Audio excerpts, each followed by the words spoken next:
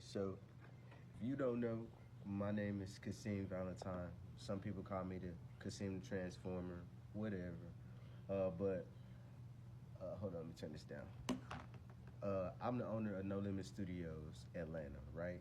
And right now, I know a lot of my clients are kind of in limbo, trying to figure out, okay, what's going on, what you doing with the suite, whatever. So here's a video to answer all of y'all questions. I was like, it took me a while before I even wanted to sit down and make this because I wanted to be able to address all the concerns. So I'm gonna just go back to the origin. A lot of people was with me when I was just simply barbering. I was not doing any locks. I was not doing a lot of things that I am now. And I believe that was in like 2019, 2018, 2019. So with just saying that alone, I've changed since I've been in Atlanta. And a lot of people have been able to see me change throughout this whole entire process. But a lot of people don't understand what this process is. So let me just give y'all the one goal for No Limit Studios.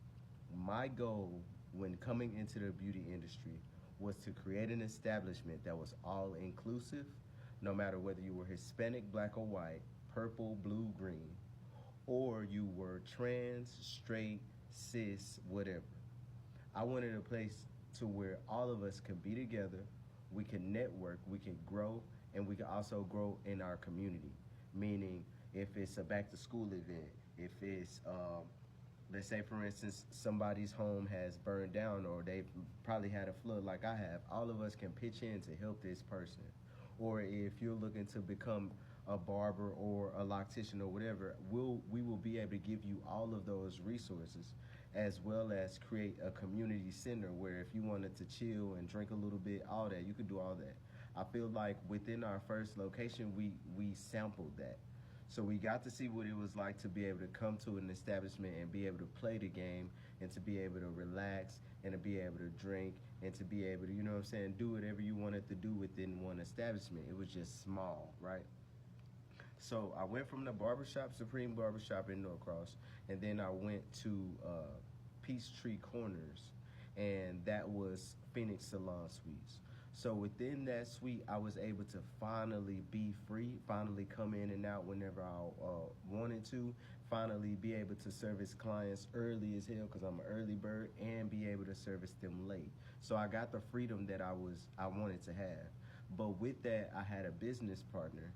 And I'm just going to say my business partner, I wanted to make sure that she had a license. I wanted to make sure that she got to the other side.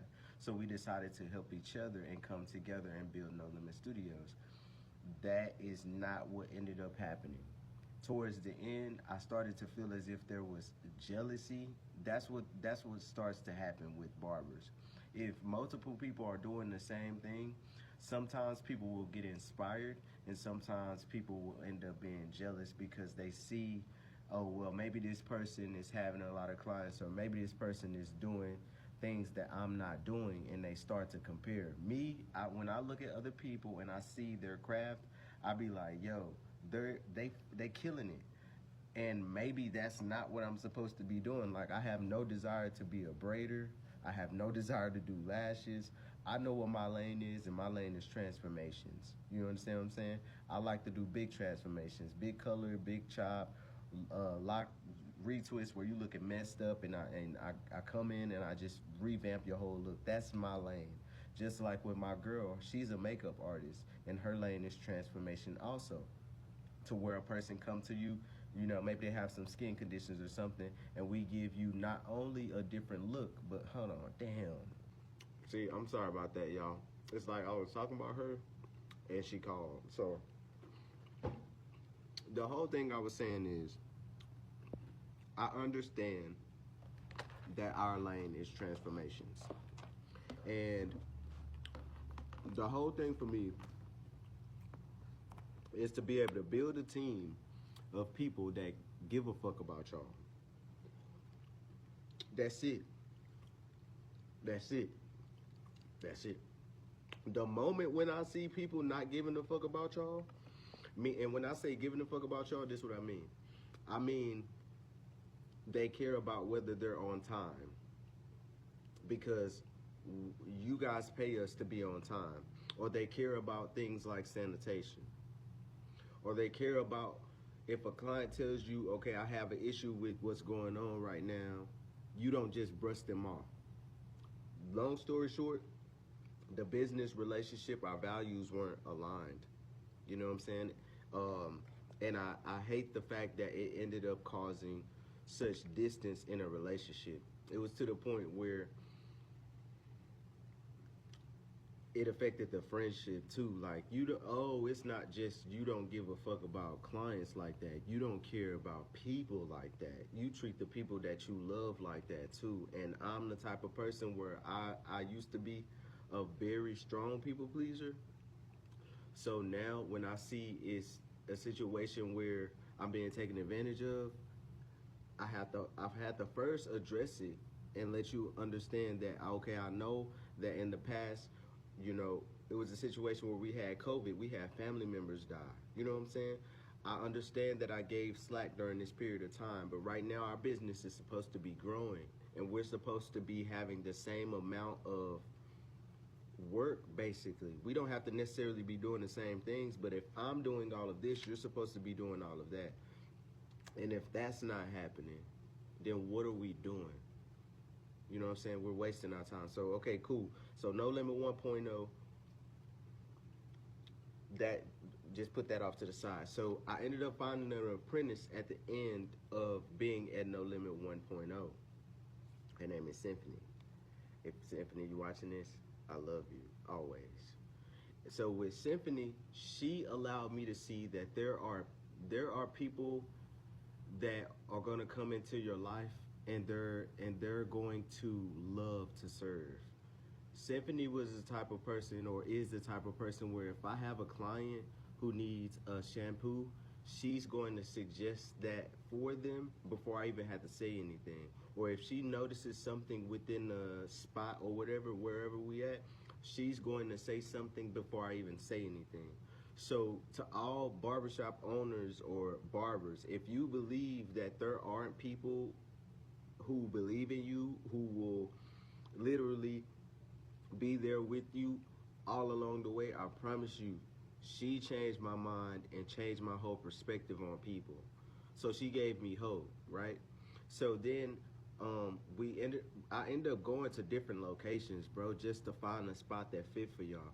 And the spot that I ended up finding was, I'm not even gonna name them because I don't. It's still some bullshit going on. So what ended up happening with that was we get up in the suite and it's nice as hell. Everything's amazing. Um, it definitely gave the vibe and the upgrades that my clients needed, right? Everything gets going. We built the business in 3 days. So now I've learned how to take down an entire business in 3 days and build up an entire business within 3 days. I know how to mount TVs. I know how to mounting TVs, mount lighting. I know how to take a barber chair down completely, put it back together. I know how to make something look amazing in a matter of 3 days. And that's another thing. With all these positive and negative experiences and negative emotions, I've learned some valuable lessons that I could never have learned if I had never went through these things. You understand what I'm saying? So when it comes to barbers, I'm gonna be able to and look out for this because it's an ebook coming. It's going to tell you what you need to be a successful barber, a checklist from everything you need. I'm talking about the TVs, I'm talking about the sanitation stuff you need, everything to stand out and be the best barber and the top earner in your shop, whatever. Or as well as you get in the suite, say for instance you need these licenses, this insurance, these type of accommodations in your suite. I'ma list all that for y'all as well. And what I'm learning now is if you want to have a shop, what you need as well. So even though I've went through all of these things, the best part about it is I've learned so much. I've learned so much to the point where I can tell a barber who's coming in fresh exactly what they need to do, or a loctician, or a tattoo artist, because all of us are just artists, and we're just trying to find somewhere to showcase our work and be appreciated, and feel like what we're doing is important, and also be paid for our efforts. That's all we really, really want. So once I saw that she was taking advantage, once I saw that you locking me out the suite because you're trying to make sure that you pay your hot water that didn't even we didn't even have hot water within the suite. There were certain things that we were supposed to be given, and certain things that were supposed to be respected by that salon owner that were just not. And she ended up keeping our stuff within the suite, and us not being able to access it until we got the law involved, until I sent a demand letter from my lawyer, until I got the police department and the sheriffs on it. That had to happen before we got our equipment back.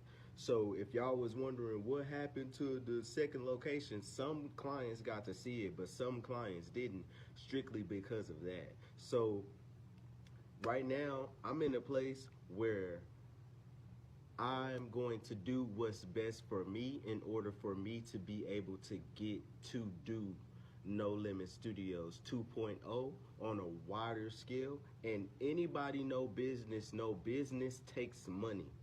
No business is just going to appear out of nowhere without being funded.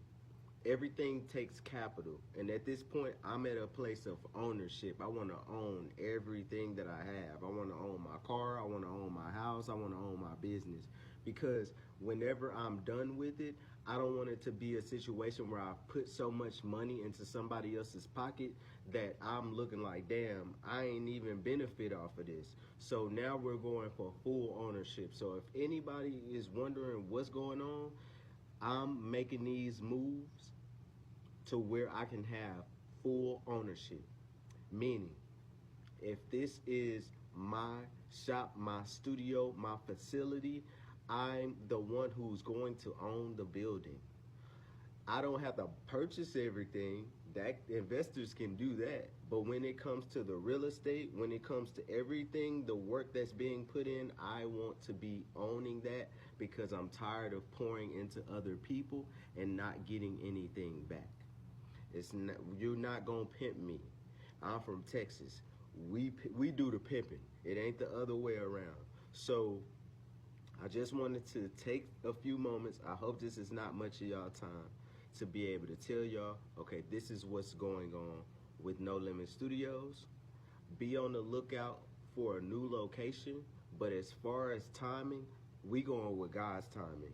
Because in the past, I've set deadlines and things that I want to do, but God has taken me a different route in order to teach me these lessons.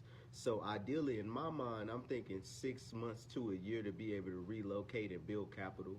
But if it's 3 months, if it's 4 months, if it's 2 years, hey, at least when I get it this time, I own everything. And I love y'all, and thank y'all for supporting me this far. I promise I appreciate each and every last one of you. I promise I do.